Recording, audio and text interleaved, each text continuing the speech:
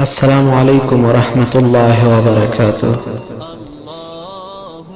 اللهم أنت ربي لا إله إلا أنت، خلقتني وأنا عبدك، وأنا على عهدك ووعدك ما استطعت، أعوذ بك من شر ما صنعت،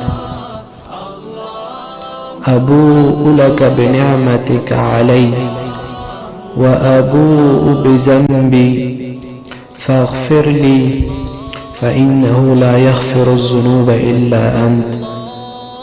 ويا الله تزما پالون کې لتا پرته بل څوک د عبادت وړ خدای نشته. زه تا پیدا کړم او ستا بنده یم، تر څو مې چې وس وي ستا پر وعدو او ژمنو به ولاړ یم.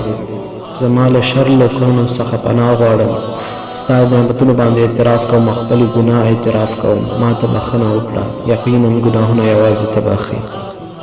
د شداد بن اوس رضی الله تعالی عنه څخه روایت دی چې رسول اکرم صلی الله علیه وسلم وفرمایل، وایي څوک چې دا دعا یعنی دا سید الاستغفار وایي د ورځې په یقین سره ووایي، په همدې ورځ تر وفات شي نو دا به جنت ته ځي. او همداراز که څوک شپې ووایي او سهار څخه مخکې وفات شي نو دا به جنت ته ځي. رواه البخاري. دا عمل څومره آسان ده، خو دې کې الله څومره غټ فضیلت اچولی. چیرې ته سهار ووایي تر شپې پورې که ته مړ شي نو الله رب العزت به تا جنت ته داخلوي. همداراز که شپې ووایي که سهار څخه مخکې وفات شي نو الله رب العزت به تا جنت ته داخلوي. سبحان الله، څومره غټ فضیلت ده په دې کې. نو الله رب العزت دې وکړي چې دا سید الاستغفار در سره زده کړئ او همیشه یې ووایي.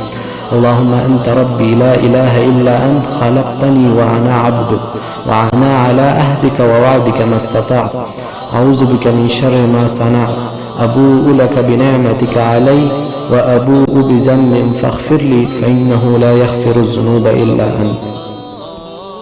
الله رب العزت موږ ته دا توفیق راکړي چې همیشه یې ووایو. او زه له تاسو څخه دغه هیله کوم که یاد مې نو همیشه یې ووایو، او که یاد مې نه نو دغه استغفار در سره زده کړئ او سهار او شپې همیشه وایي. پیغمبر صلی الله علیه وسلم خپله ویلي چې هغه کس به جنت ته داخلیږي.